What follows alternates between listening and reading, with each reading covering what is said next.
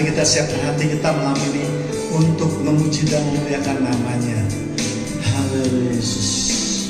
Mari kita angkat satu pujian, indah rencanamu Tuhan.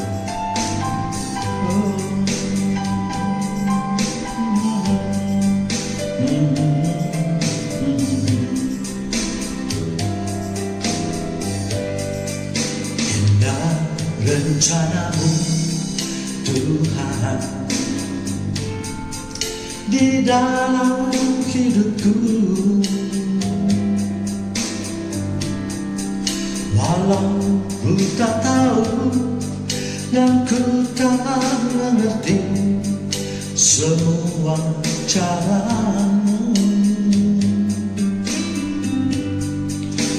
Dulu ku tak tahu Tuhan, berat ku rasakan, hati menderita dan ku tak berdaya menghadapi semua. Tapi ku mengerti sekarang,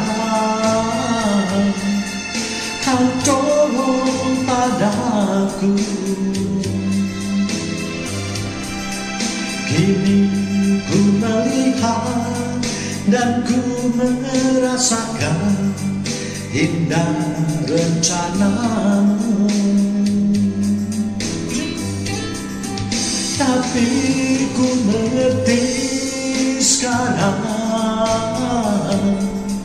Kau tolong padaku. Kini ku melihat dan ku merasakan indah rencanamu. Dahulu kami tidak mengerti akan jalan-jalannya Tuhan, sehingga kami merasa betapa beratnya hidup kami dan beban kami Tuhan. Namun sekarang kami tahu Tuhan, bahwa rancangan-Mu adalah rancangan damai sejahtera Tuhan. Rancangan yang membuat hidup kami menjadi lebih baik Tuhan. Terpujilah nama-Mu Tuhan.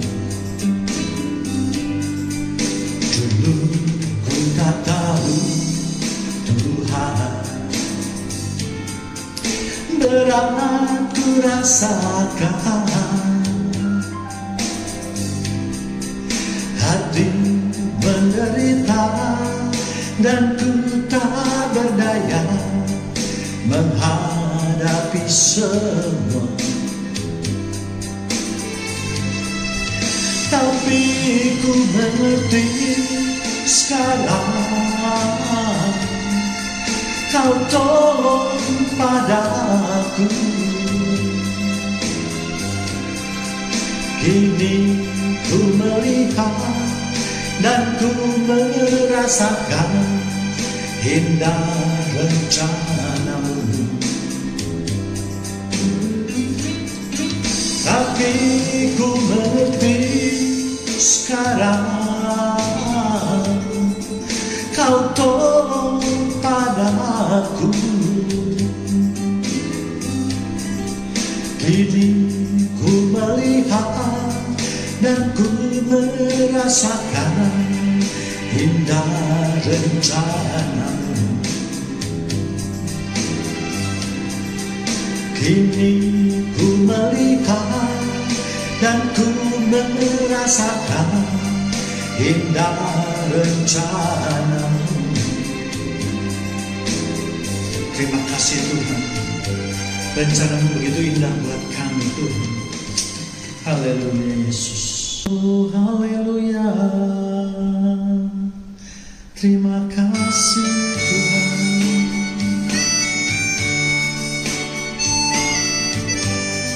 Mari kita terus menyembah Dia. Kita angkat pujiannya. Kalau mencari damai,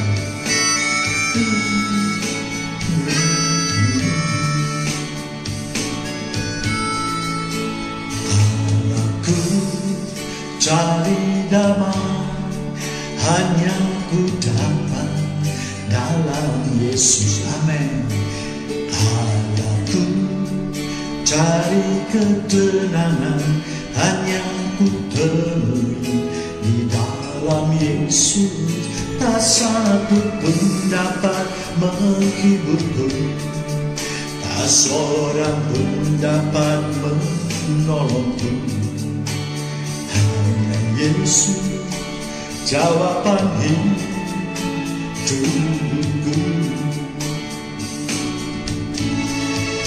Bersama Dia hatiku damai, walau dalam lembah kegelapan. Bersama Dia hatiku tenang, walau hidup penuh tantangan. Tak satu pun dapat menghiburku, tak seorang pun dapat menolongku. Hanya Yesus jawaban hidupku.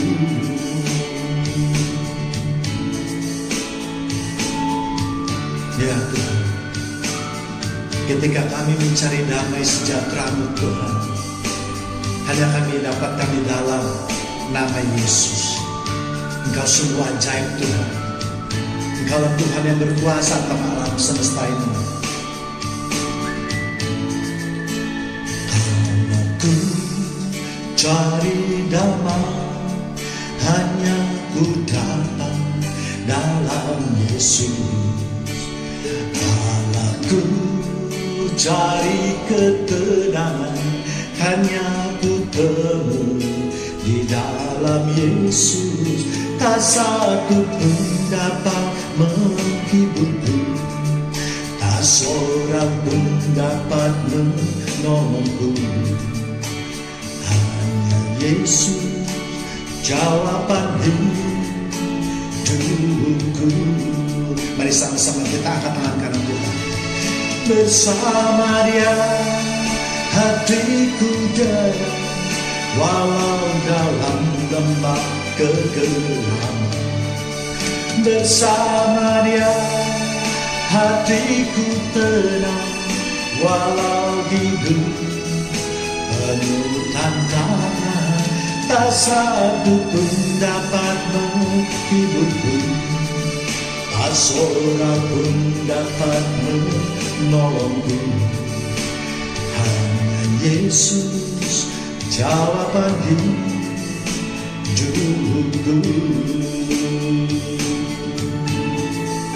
Bersama Dia hatiku damai, walau dalam lembah kegelapan. Bersama Dia hatiku tenang, walau hidup penuh tantangan. Tak satu pun dapat menghiburku, tak seorang pun dapat menolongku. Hanya Yesus jawaban hidupku.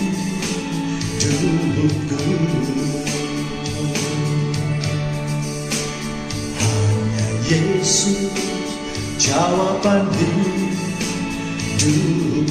Hanya Yesus.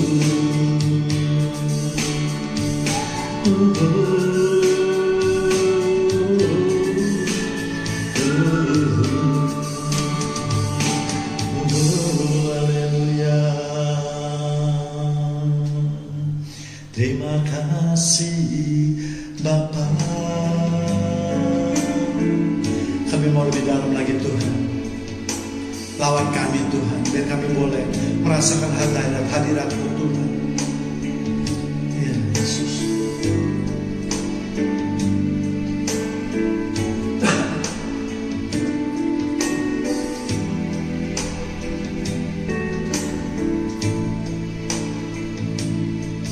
Sejauh timur dari barat, Engkau membuang dosaku. Tiada Kau ingat lagi pelanggaranku. Amin. jauh dalam tubir laut kau melemparkan dosaku. Tiada kau perhitungkan kesalahanku. Begitu besar kasih-Mu Tuhan, betapa besar kasih pengampunan-Mu Tuhan. Amin. Tak kau pandang hina hati yang hancur.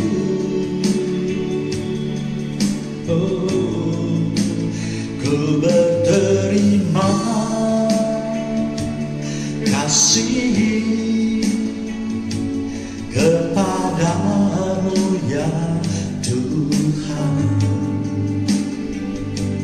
Pengampunan yang kau beri pulihkanku.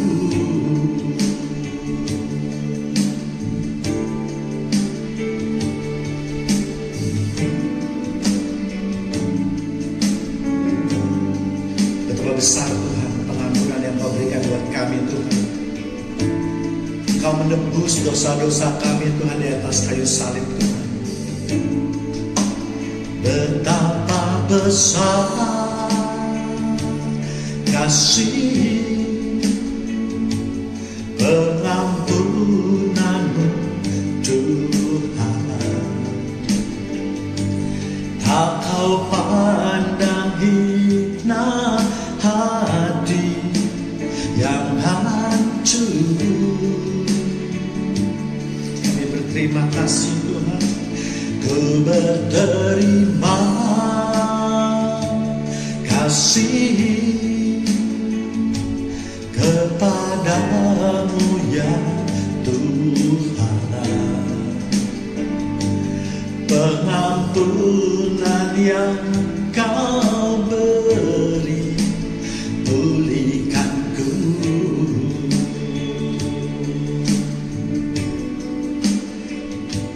Pengampunan yang kau beri pulihkanku. Sekali lagi kita mau katakan,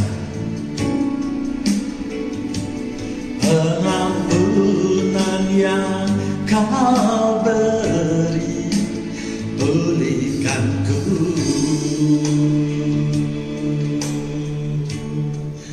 Oh haleluya. Mari kita tundukkan kepala kita. Puji syukur kami naikkan di hadapan-Mu Tuhan. Sebagai ungkapan rasa terima kasih kami Tuhan atas penyertaan Tuhan sepanjang hari ini Tuhan. Dan juga sepanjang hidup kami Tuhan. Terima kasih Tuhan atas semua kebaikan Tuhan, atas kemurahan Tuhan, atas kasih Tuhan yang baru setiap pagi Tuhan. Kami sudah memuji, memuliakan nama-Mu Tuhan lewat puji-pujian kami Tuhan. Sekarang tiba saatnya Tuhan, kami mau mendengarkan firman Tuhan. Kami mau mendengarkan sabda yang berasal daripada Tuhan. Untuk itu berfirmanlah Tuhan, lawat kami Tuhan, teristimewa hamba-Mu yang hina ini Tuhan. Sebab tanpa lawatan dan tanpa hikmat yang daripada-Mu, hamba-Mu tidak bisa berbuat apa-apa Tuhan. Terima kasih Bapa yang di surga, terima kasih Tuhan Yesus, terima kasih Tuhan Roh Kudus. Kami sudah berdoa dalam nama-Mu dan mengucapkan syukur dalam nama-Mu. Mari yang sama-sama siap untuk menerima kebenaran firman Tuhan, kita katakan amin. Shalom, selamat malam jemaat Tuhan yang terkasih. Kita berjumpa kembali dalam program Mesbah Keluarga yang khusus membahas mengenai pendalaman Alkitab. Dan pada malam hari ini kita sama-sama akan belajar mengenai suatu tema yang saya beri judul Mengapa Bangsa Israel Harus Dibuang ke Babel. Ya, jadi banyak sekali orang yang tidak tahu, atau khususnya orang-orang Kristen atau orang-orang percaya itu, jika ditanya mengapa bangsa Israel itu harus dibuang ke tanah Babel, ya. Pada umumnya mereka tahu ceritanya bahwa bangsa Israel itu banyak yang dibuang ke Babel pada zaman Nebukadnezar. Tetapi apa alasan di belakang daripada pembuangan tersebut? Tidak banyak jemaat Tuhan yang terkasih yang mengetahuinya. Untuk itu, mari pada malam hari ini kita akan membahasnya. Ya, yang menjadi pertanyaan mula-mula buat kita adalah mengapa bangsa Israel itu harus dibuang ke Babel? Mengapa tidak dibuang ke Mesir misalnya atau ke Ethiopia misalnya? Ya, ini kan banyak sekali di Alkitab dicatat bahwa hubungan antara bangsa Israel dengan Mesir. Ya, kita lihat misalnya pada zaman Abraham, ketika mereka pertama kali mau masuk ke tanah Kanaan, ada kelaparan, mereka masuk dulu ke tanah Mesir. Ya, demikian juga ketika Ishak, ya, mereka juga masuk ke tanah Goshen. Ya, demikian juga selanjutnya banyak sekali cerita-cerita di mana termasuk Yesus juga ketika masih kecil ingin dibunuh, ya, mereka juga atau keluarga Yesus juga mengungsi ke Mesir. Ya, untuk mencari jawabannya, maka kita harus melihat dulu sejarah daripada bangsa Israel ini. Dan kita hanya akan membahas 4 pertanyaan atau 4 masalah yang biasanya menjadi pusat pertanyaan, ya. Yang pertama yaitu apa alasannya Tuhan harus membuang bangsa Israel. Kemudian kedua yaitu mengapa Tuhan membuangnya ke tanah Babel. Yang ketiga, mengapa bait Allah juga harus dirobohkan atau dihancurkan. Yang keempat, mengapa harus 70 tahun lamanya. Inilah urutan-urutan pertanyaan yang kerap kali tidak banyak orang percaya yang bisa menjawabnya. Untuk itu maka malam hari ini kita akan menambah wawasan kita mengenai pendalaman Alkitab. Yang pertama yaitu kita lihat mengapa alasan Tuhan untuk membuang bangsa Israel. Ya, banyak mungkin di antara jemaat Tuhan yang menjawab karena bangsa Israel itu banyak berbuat dosa. Ya, karena Tuhan sudah tidak berkenan lagi kepada bangsa pilihannya ini, atau memang karena sudah dinubuatkan di dalam Alkitab. Ya, jadi banyak sekali mungkin jawaban-jawaban yang bisa kita berikan. Ya, kita lihat misalnya di 2 Tawarik 36 ayat 20. Mereka yang masih tinggal dan yang luput dari pedang diangkutnya ke Babel dan mereka menjadi budaknya dan budak anak-anaknya sampai kerajaan Persia berkuasa. Tetapi itu semua yang tadi saya sebutkan di atas jawabannya tidaklah menjawab pertanyaan sesungguhnya, ya. Kan bisa saja Tuhan tidak perlu membuang bangsa Israel itu misalnya ke Babel, ya. Tuhan bisa mendatangkan berbagai masalah, berbagai penyakit, berbagai hukuman-hukuman kepada bangsa Israel supaya mereka bertobat. Nah, mengapa Tuhan harus membuang mereka ke tanah Babel? Nah, ini pertanyaannya. Ya, jawabannya ini adalah karena bangsa Israel kerap kali Tuhan memberikannya atau memberikan perumpamaan kepada bangsa Israel itu seperti pohon anggur. Ya, kita lihat di Hosea 10 ayat 1.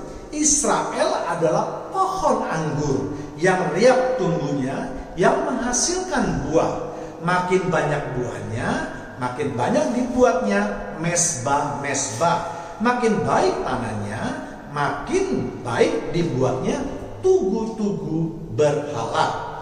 Itulah gambaran bangsa Israel di mata Tuhan, ya. Artinya riap adalah bertambah besar atau tumbuh menjadi besar. Artinya bangsa Israel itu jika bertambah kuat atau bertambah maju atau bertambah besar, maka mereka akan menghasilkan buah atau perbuatan-perbuatan yang dapat dilihat orang, ya. Seperti pohon anggur, kalau dia berbuah itu dapat dilihat oleh orang. Namun sayangnya buah-buah yang mereka hasilkan itu adalah bukan untuk menyenangkan hati Tuhan. Dan ini memang dapat kita lihat di dalam perjanjian lama. Setiap kali Tuhan memberkati mereka, mereka selalu menyimpang hatinya daripada Tuhan. Dan kemudian mereka menyembah berhala. Ya, sebagai contoh misalnya kita lihat Raja Salomo. Begitu dia diberkati, begitu hebatnya Tuhan memberkati Salomo. Ya, namun kita lihat akhirnya Raja Salomo juga jatuh ke dalam dosa. Jatuh ke dalam penyembahan-penyembahan berhala. Karena mengikuti selir-selirnya. Jadi di mata Tuhan, bangsa Israel itu sebagai pohon anggur yang tidak tumbuh dan menghasilkan buah yang manis, tetapi buah yang asam. Dan untuk membuat pohon anggur yang buahnya asam itu menjadi manis, tidak dapat dilakukan pemupukan. Walaupun kita sudah mencangkul, memberikan pupuk, menyirami segala macam, buahnya kalau sudah asam tetap asam. Ya, pohon anggur ini lain dengan sifat dengan pohon-pohon lain. Untuk itulah maka kita lihat bahwa banyak sekali pohon anggur di Indonesia walaupun berbuah cukup baik, tetapi buahnya itu tidak manis, melainkan asam.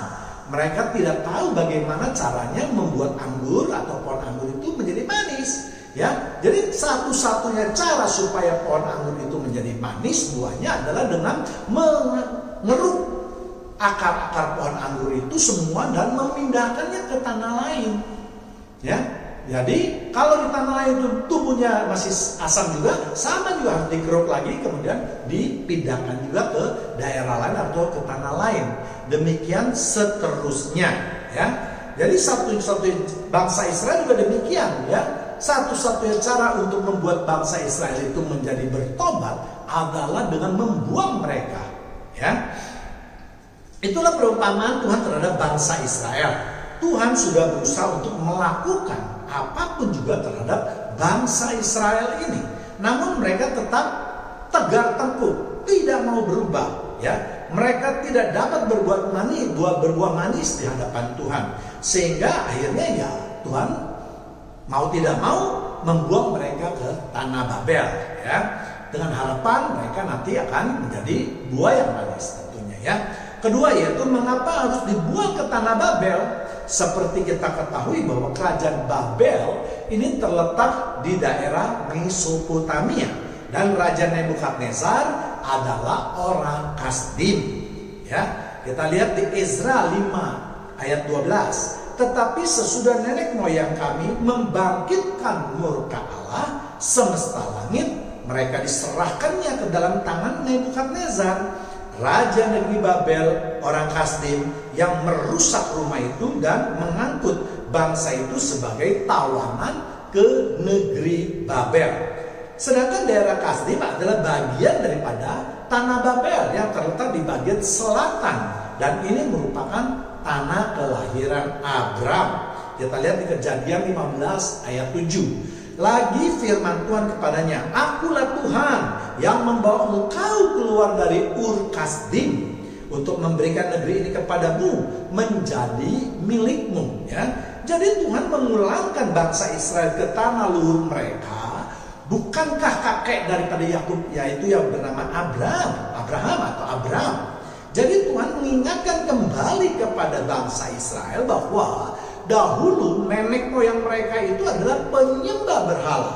Dan jika mereka ingin menyembah berhala, maka Tuhan akan mengambil tanah yang sudah dijanjikan tersebut dan memulangkan mereka semuanya ke tanah kelahiran nenek moyang mereka, yaitu di Ur Kasdim. Ur artinya tanah, ya. Karena ketika perjanjian Tuhan dengan Abraham, Tuhan mengingatkan kepada bangsa Israel untuk menjadi umatku, umat Tuhan. Dan aku, Tuhan, akan menjadi Tuhannya. Maka Tuhan akan memberikan tanah perjanjian tersebut atau tanah yang kita kenal dengan tanah Kanaan. Sekarang bangsa Israel tidak menepati janjinya, sehingga Tuhan juga mengambil kembali tanah yang telah dijanjikan itu. Karena dasar dari semua dari suatu perjanjian artinya harus ditaati oleh kedua belah pihak. Maka apabila ada pihak yang melanggar, maka perjanjian itu dengan sendirinya menjadi batal. Demikianlah perjanjian Abraham juga menjadi batal karena keturunan Abraham yang tidak memegang perjanjian tersebut. Yang ketiga adalah mengapa bait Allah harus dirobohkan, ya. Banyak pertanyaan mengapa bait Allah itu tidak diselamatkan dari serangan Babel. Bukankah itu merupakan rumah Allah yang bisa juga ditafsirkan sebagai kuasa daripada Allah? Untuk menjawab pertanyaan ini, maka kita akan melihat sejarah Allah mau tinggal di rumah, di bait atau di rumahnya itu, ya. Bait Allah yang dibangun pada zaman Raja Salomo dengan keindahan yang luar biasa. itu merupakan suatu perjanjian juga. Sebab pada waktu Raja Salomo selesai membangun bait Allah tersebut, Salomo memohon kepada Tuhan Allah supaya mau tinggal di bait yang telah dibuatnya itu. Dan itu dapat kita baca di 2 Tawarik 6 dari ayat 12 sampai 42 ya. Dan akhirnya Tuhan setuju, tetapi dengan perjanjian bahwa bangsa Israel harus menyembah Tuhan satu-satunya. Sedangkan apabila bangsa Israel mengingkarinya, maka Tuhan tidak bersedia lagi tinggal di sana ya. Kita lihat misalnya di 2 Tawarik 7 ayat 20 sampai 22. Maka aku akan mencabut kamu dari tanahku yang telah kuberikan kepadamu, dan rumah ini telah kukuduskan bagi namaku. Aku akan kubuang di hadapanku, dan aku jadikan kiasan dan sindiran di antara segala bangsa. 21. Dan setiap orang yang lewat rumah yang amat ditinggikan ini akan tertegun dan berkata, apakah sebabnya Tuhan berbuat demikian kepada negeri ini dan kepada rumah ini? 22. Maka orang akan berkata, sebab mereka meninggalkan Tuhan Allah nenek moyang mereka yang membawa mereka keluar dari tanah Mesir, dan sebab mereka berpegang pada Allah lain dan sujud menyembah kepadanya dan beribadah kepadanya. Itulah sebabnya ia mendatangkan segala malapetaka ini ke atas mereka. Jadi sesuai dengan perjanjian antara Salomo dengan Tuhan, ya, karena Salomo dianggap mewakili dari bangsa Israel, ya, karena sekarang bangsa Israel itu menyembah berhala dan makanya mereka dibuang ke Babel. Itu berarti maka bait Allah sudah tidak mempunyai fungsinya lagi, ya, fungsi sebagaimana mestinya. Kita lihat kalau nanti banyak sekali permohonan daripada Salomo terhadap bait itu, ya, supaya bangsa Israel itu dipenuhi kebutuhannya, supaya kalau bangsa Israel itu berperang menang, supaya bangsa Israel kalau misalnya berdoa di bait Allah itu Tuhan mendengar, atau bahkan orang asing pun yang datang untuk berdoa di sana supaya Tuhan juga mau mendengarkan. Jadi banyak sekali permohonan-permohonan, atau boleh kita katakan isi perjanjian antara Salomo dengan Tuhan, dan semua itu disetujui oleh kedua belah pihak, ya. Jadi kalau sekarang itu misalnya orang-orang Israel sudah dibuang ke Babel, maka berarti ya bait Allah sudah tidak ada gunanya lagi. Ya, untuk itulah maka Tuhan menghancurkan lewat tangan pasukan Babel, sehingga sekarang semua orang tahu bahwa Tuhan telah dinistakan atau menistakan bangsa Israel. Tujuan lain adalah supaya bangsa Israel tidak melakukan pemberontakan terhadap Babel di pembuangannya, dan juga tidak berteriak seperti di Mesir, ya, kepada Tuhan supaya mereka dibebaskan dari tangan orang-orang Babel. Dengan alasan ini, ya, alasan mereka biasa ya adalah ingin beribadah kepada Tuhan seperti yang telah nenek moyang mereka lakukan ketika di Mesir dahulu, ya. Kemudian yang keempat yaitu mengapa harus 70 tahun lamanya. Mungkin ada yang menjawab bahwa memang itu sudah dinubuatkan oleh Nabi Yeremia, yang dapat kita baca di Yeremia 29 ayat 10. Sebab beginilah firman Tuhan, apabila telah genap 70 tahun bagi Babel, barulah aku memperhatikan kamu. Aku akan menepati janjiku itu kepadamu dengan mengembalikan kamu ke tempat ini. Ya, jadi memang berdasarkan firman Tuhan, bangsa Israel itu harus tinggal di pembuangan selama 70 tahun, ya. Lalu setelah itu mereka akan dibawa kembali ke tanah Kanaan atau ke Yerusalem. Namun yang menjadi landasan, apa dasarnya atau apa keputusan Tuhan sehingga Tuhan memerlukan waktu sampai 70 tahun membuang bangsa Israel tersebut, ya. Kita harus tahu apa arti angka 70 itu bagi Tuhan, ya. Angka 7 itu biasa merupakan suatu simbol yang berhubungan dengan Allah dalam hal pengudusan, ya. Misalnya pada hari pentahiran selama 7 hari, 7 kali percikan kaki Dian yang kudus itu juga memiliki 7 lampu. Allah berhenti bekerja pada hari ketujuh, yaitu hari Sabat, hari suci, hari kudus ya. Sedangkan angka 10 adalah simbol hukum atau perintah. Misalnya 10 perintah Allah ya. Bisa juga berarti simbol dari ujian. Misalnya perumpamaan 10 gadis, 10 dirham, 10 mina, dan seterusnya. Kita lihat di 2 Tawarik 36 ayat 21. Dengan demikian genaplah firman Tuhan yang diucapkan Yeremia, sampai tanah itu pulih dari akibat kelalaiannya bertahun-tahun. Akibat kelalaiannya bertahun-tahun Sabatnya. Karena tanah yang tandus itu menjalani Sabat hingga genaplah 70 tahun ya. Jadi kalau kita membaca dengan teliti, sebenarnya jawabannya ada dalam Alkitab, bahwa tujuan daripada Tuhan itu membuang mereka keluar, tujuannya adalah untuk menguduskan tanah-tanah di Kanaan itu.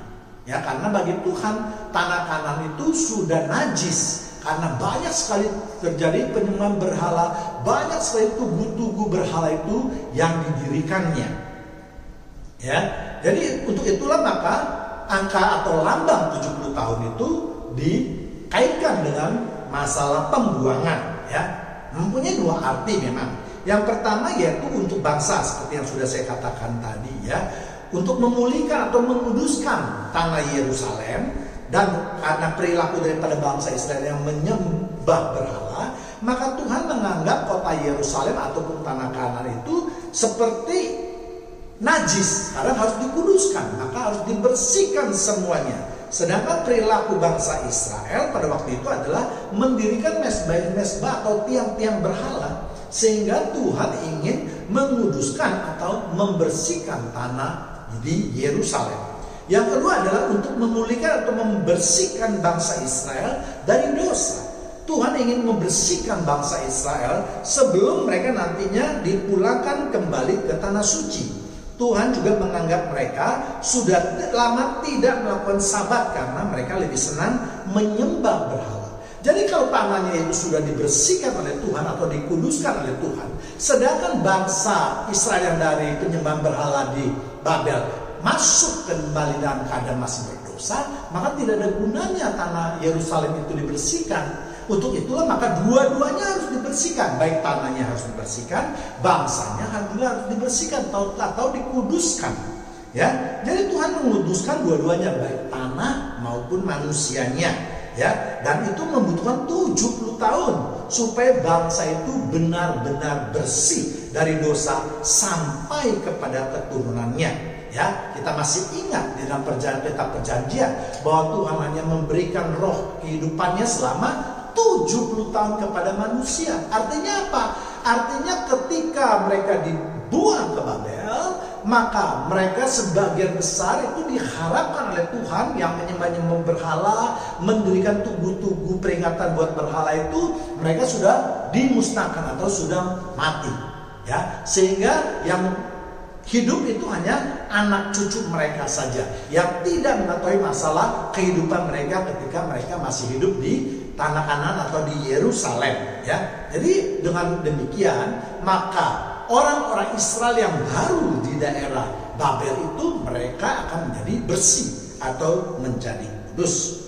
Jadi pelajaran apa yang bisa diambil daripada peristiwa ini? Ya, yang pertama ada satu. Mari kita jangan terus-menerus menagih janji Tuhan, tetapi kita juga harus memenuhi kewajiban kita. Kita harus mengintrospeksi terhadap perilaku kita. Apakah kita juga sudah memenuhi perjanjian kita dengan Tuhan di dalam kehidupannya kita sekarang ini, ya? Sebab banyak sekali di antara kita yang lebih banyak menuntut hak daripada kewajiban, ya. Apalagi kalau kita ikuti banyak juga pengajaran yang mengatakan bahwa kita anak Allah, kita berhak untuk menuntut, kita berhak untuk meminta warisan. Ya, hal-hal seperti itu tidak usah dituntut, ya. Tuhan pasti akan memenuhi kewajibannya. Tuhan pasti tunduk pada perjanjiannya.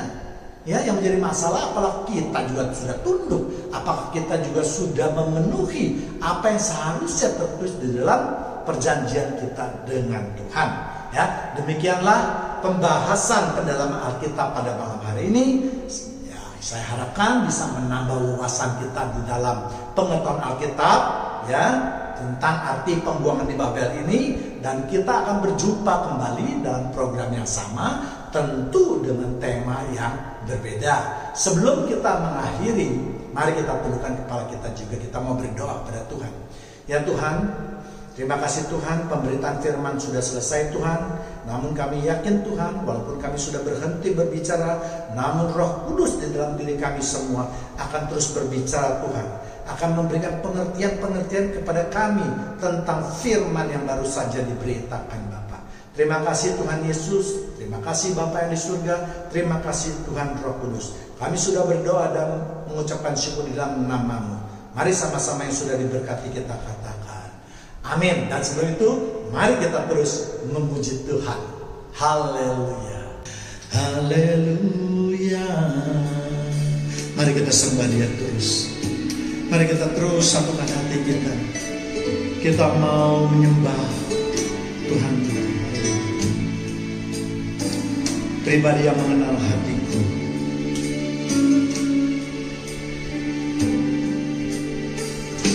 Seperti rusa yang haus, rindu aliran sungai-Mu. Amin. Hatiku tak tahan menunggu-Mu.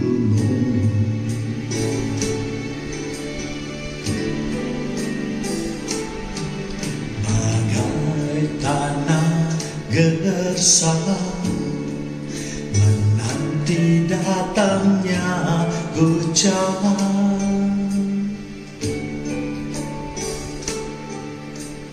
Begitu pun jiwaku Tuhan, hanya Engkau Tuhan, hanya Engkau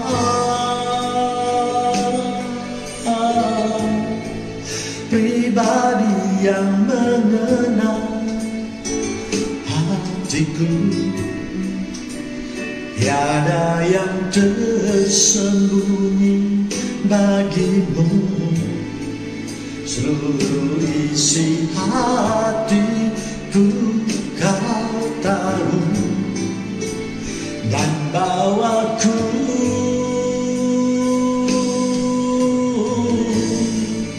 untuk lebih dekat lagi padamu, tinggal dalam indahnya dekapan kasih-Mu.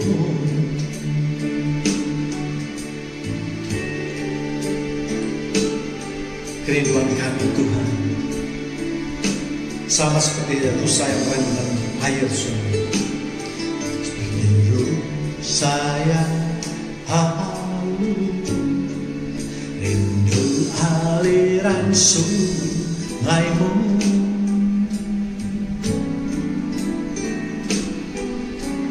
Hatiku tak tahan menunggu-Mu.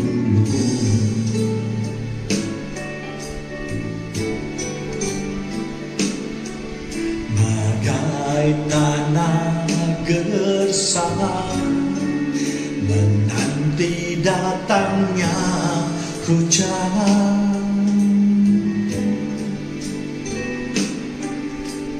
Begitu pun jiwaku Tuhan, hanya Engkau Tuhan, hanya Engkau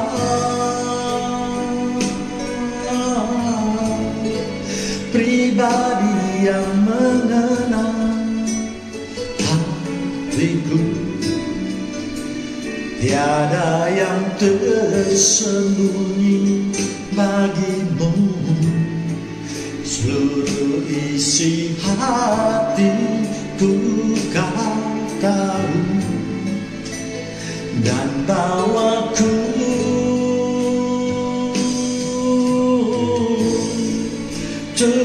lebih dekat lagi padamu, tinggal dalam indahnya dekapan kasih-Mu.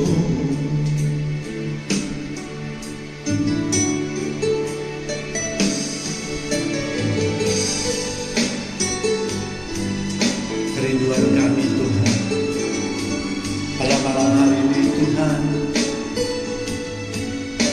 kami sampaikan melalui puji-pujian kami Tuhan. Biarlah pujian-pujian kami ini Tuhan menyenangkan hati Tuhan, menjadi dupa yang harum di hadapan-Mu Tuhan. Itulah kerinduan kami Tuhan. Hanya Engkau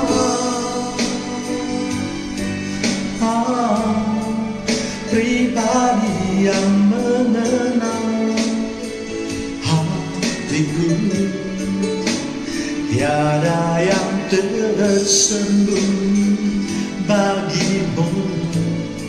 Seluruh isi hatiku Kau tahu, dan bawaku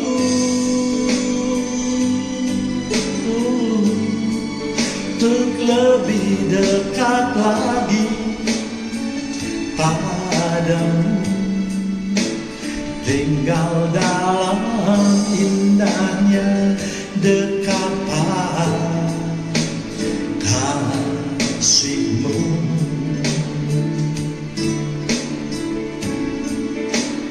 Tinggal dalam indahnya dekapan kasih-Mu.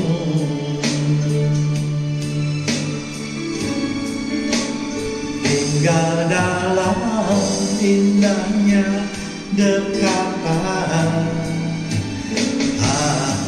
kasih-Mu. Oh haleluya, haleluya. Terima kasih Bapa, terima kasih Yesus. Haleluya. Inilah korban syukur kami pada malam hari ini Tuhan, yang kami naikkan sebagai ungkapan rasa terima kasih kami Tuhan atas semua kebaikan Tuhan, atas pemeliharaan Tuhan terhadap hidup kami Tuhan. Kini saatnya kami Tuhan mau bersuka cita di dalam Tuhan. Untuk itu Tuhan, mari Tuhan, sekali lagi Tuhan, rawat kami semua Tuhan, jaga kehidupan kami Tuhan, terutama lindungan-Mu Tuhan dari hal-hal yang tidak kami inginkan Tuhan. Terima kasih Bapa yang di surga. Terima kasih Tuhan Yesus. Haleluya. Amin. Yuk, mari kita bersorak-sorai dalam nama Tuhan, sambil bertepuk tangan. Bapak Ibu yang terkasih,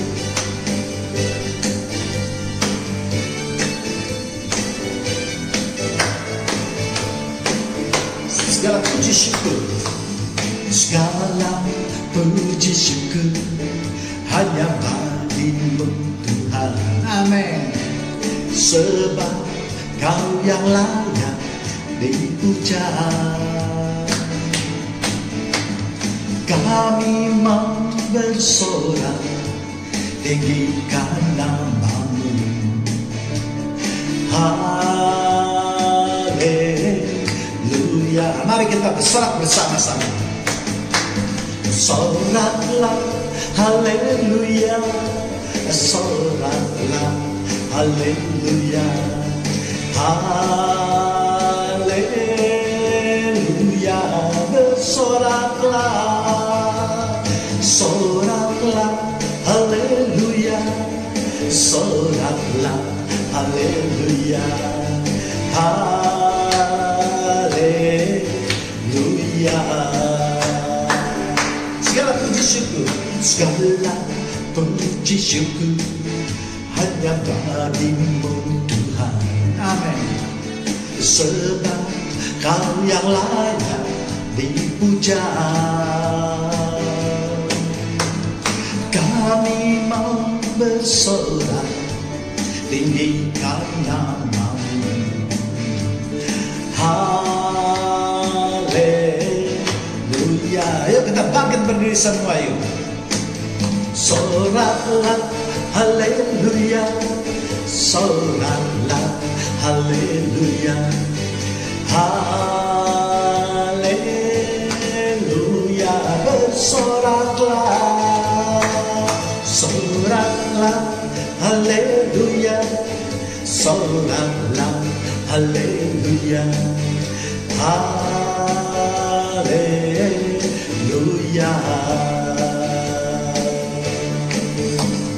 Untuk pemimpin biduan, nyanyian Mazmur, bersorak-sorailah bagi Allah, hai seluruh bumi, mazmurkanlah kemuliaan namanya, muliakan Dia dengan puji-pujian. Mazmur 66 ayat 1 sampai 2. Bersoraklah haleluya, soraklah haleluya, haleluya.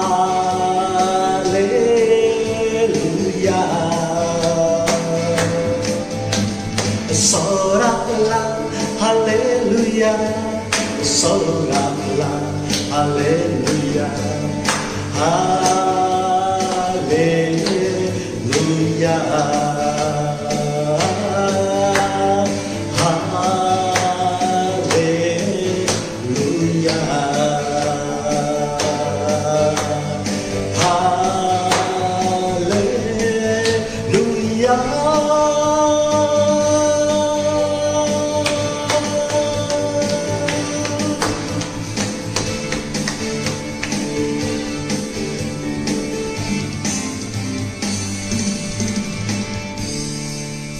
Sampai jumpa lagi pada program berikutnya.